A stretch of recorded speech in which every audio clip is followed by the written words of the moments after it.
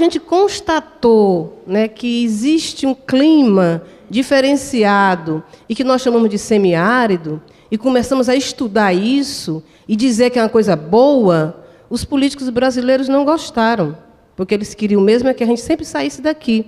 Como a gente disse, não, o semiárido é ótimo, o semiárido tem água, o semiárido brasileiro chove mais do que muitos países da Europa. O semiárido brasileiro chove mais do que todos os semiáridos do mundo, porque esse clima semiárido, a caatinga, não existe só aqui, o semiárido existe em outros locais, né? E nós descobrimos também que o Piauí tem muita água no subsolo. Alguns pesquisadores estão dizendo que a água que nós chamamos, água doce, que nós temos no nosso subsolo piauiense, é 7 vezes maior do que a bacia da Guanabara. Então tem água. Nosso problema não é a falta de água. Tem terra, nosso problema não é a falta de terra. O problema do Brasil não é dinheiro. Nós somos a 5ª economia do mundo. Qual é o nosso problema mesmo?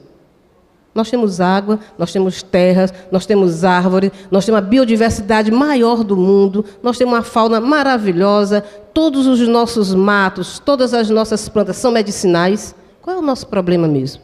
A Caritas tende a dizer, pela sua experiência, que são problemas políticos e sociais. A corrupção é um dos maiores problemas. O nosso recurso ele é roubado pelos nossos políticos, nossos representantes. Nós temos dados absurdos em relação à educação, em relação à saúde. O Brasil é campeão em mortalidade materna. O Brasil é campeão em analfabetismo. Esses são os nossos problemas. Então, tentaram nos dizer que o semiárido, o nosso grande problema era a seca. Nosso grande problema era a estiagem. Não é. Essas secas, essas estiagens que nós estamos vivendo hoje, elas são cíclicas. Elas fazem parte do clima. E nós participamos, há 8 anos atrás, de um simpósio sobre água, e tinham uns pesquisadores estrangeiros dizendo que o semiárido tem que ter mesmo a estiagem. Se chovesse normalmente, nós já passamos por isso em 2009, inclusive aqui nessa região, com enchentes. Se chover muito regularmente, vai ter enchente, porque o nosso solo tem muita água. Então, são problemas sociais que nós podemos resolver. Nós, população brasileira, nós, população do semiárido, temos a obrigação de trazer para nós essa responsabilidade e resolver, nos mobilizar e nos organizar. No semiárido piauiense, mora mais ou menos 1 milhão de pessoas, que hoje estão sofrendo muitíssimo.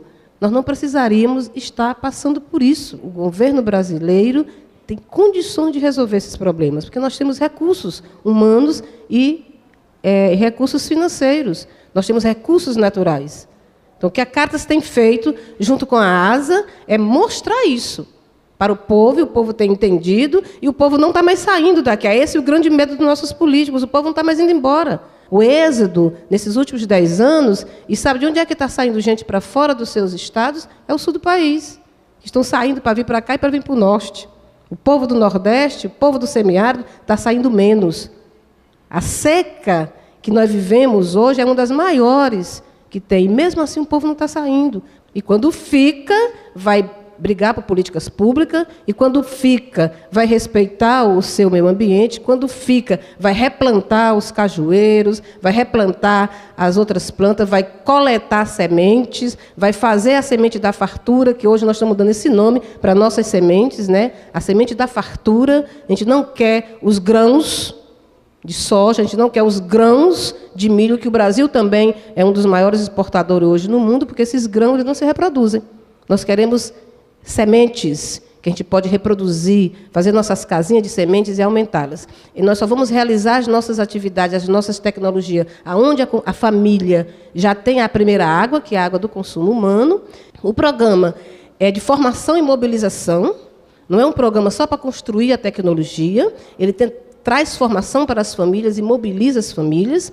Nós trabalhamos a comunicação para a mobilização. Nós sabemos que a comunicação ela é fundamental para que as pessoas se sintam convidadas a participar. O programa faz isso, né? E ele traz para essa convivência, principalmente a segurança, a soberania alimentar, através do acesso e do manejo sustentável da água e da terra. O programa ele prevê a construção de tecnologias já desenvolvidas pelos agricultores e agricultoras, A cisterna para água de beber foi uma tecnologia que revolucionou. Se nós fizermos outras coisas que permitam chover um pouquinho e encher aquilo, a 16 mil litros, dá para uma família de 5 pessoas passar 8 meses bebendo e cozinhando. Então, essa proposta é para guardar água. Além de guardar a água, fortalecer a organização comunitária, promover relações solidárias entre as pessoas e o meio ambiente e fortalecer a ação da caridade libertadora entre as comunidades. Então, o programa, para ele dar certo, a família já tem que ter a primeira água, que é a água do consumo humano. São constituídas comissões municipais. Então, a Caritas diocesana, a Caritas regional e todas as outras instituições, nós não vamos mandar no programa. Nós não vamos chegar lá e dizer o que é que tem que ser feito. A primeira coisa que a gente faz, mobiliza as famílias, cadastra e cria uma comissão municipal com as pessoas daquele município. A metodologia, ela tem como princípio fundamental o reconhecimento das experiências acumuladas pelos agricultores e as agricultoras. Principalmente isso. Se ninguém souber nada sobre isso, a gente não vai fazer. Porque nós temos boletins. Ele vai sistematizar as experiências que eles já tinham antes. Então, aquele boletim, ele é a história de uma família. Famílias que têm a horta, famílias que têm que com o poço fez aquilo, família que tem a farmácia viva, famílias que têm a cisterna. Essa experiência ela é de pessoas beneficiadas pelo programa ou não.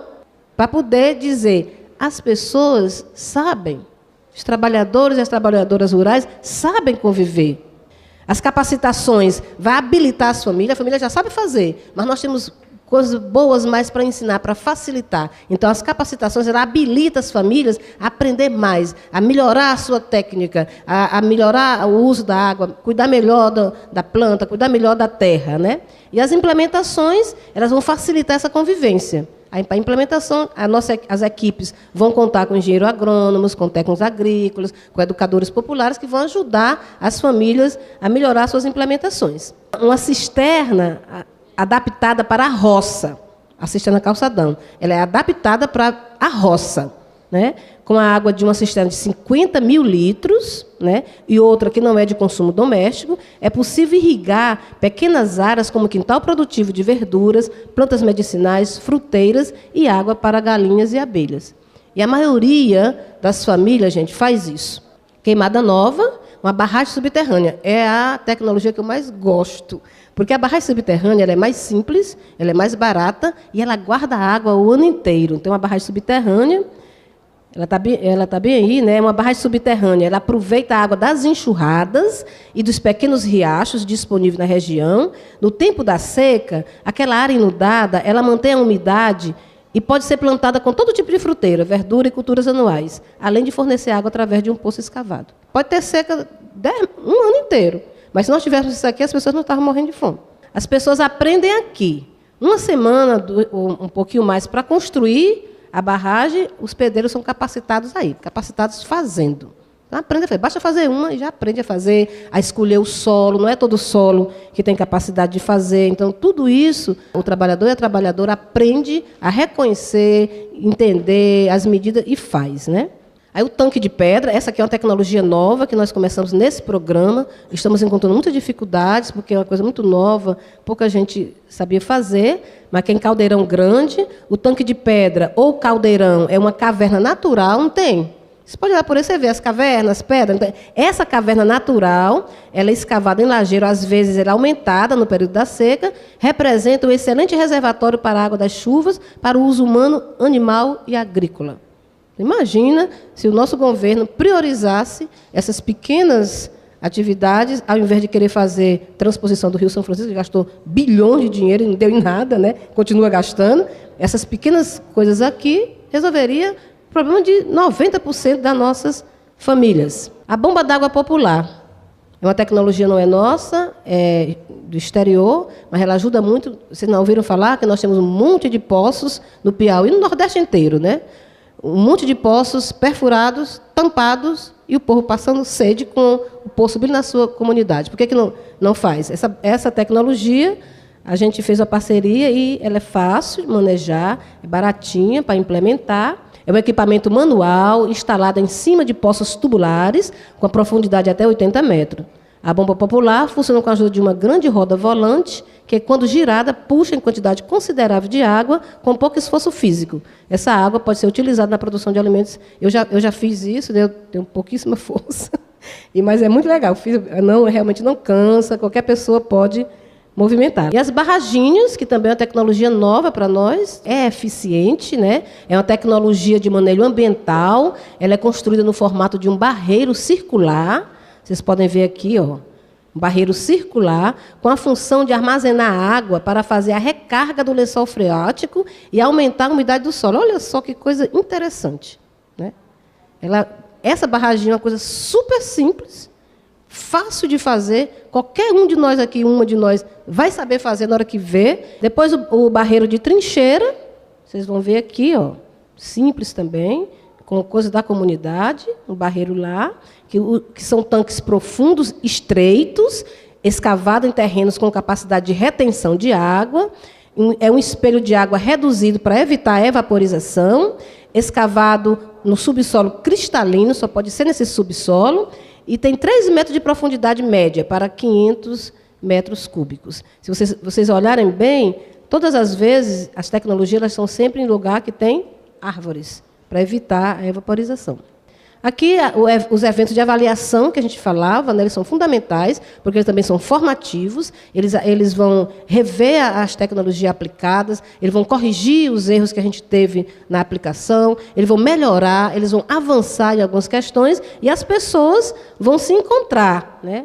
Trabalhadores e trabalhadoras vão se encontrar e vão trocar suas experiências. Nós temos hoje, aqui nessa região, 472 cisternas calçadão, isso da Caritas, que aqui tem outras instituições que fazem, né? Isso aqui é o que a Caritas faz. 19 cisternas de enxurrada, 19 barragens subterrâneas, 15 tanques de pedra, 32 bombas d'água popular, 25 barraginhas e 21 barreiros de trincheira. Temos como potencial instalado as famílias beneficiadas com as tecnologias, a capacitação de tecnologias agroecológicas, a infraestrutura de produção com captação de água de chuva, um novo olhar sobre a produção de alimentos. As famílias hoje olham de forma diferente, né, para um alface, para um tomate que elas plantaram, e um novo olhar sobre entidades e equipes detentoras de ações de convivência, famílias com acesso ao mercado institucional e famílias mobilizadas. Povo brasileiro, povo do semiárido, as instituições, nós temos que trabalhar para implementar leis, como a gente fez com a ficha limpa, pessoas estão dizendo que não vale nada, mas vale, para poder realmente frear a corrupção, mobilizar nosso povo, e aí sim, o povo realmente nunca mais vai sair do semiárido. Só quem quiser, né? Quem quiser passear, mas aqui é um lugar, e a gente sempre diz, né? O semiárido é a terra prometida por Deus para nós, e nós queremos ficar aqui com qualidade de vida. Obrigada.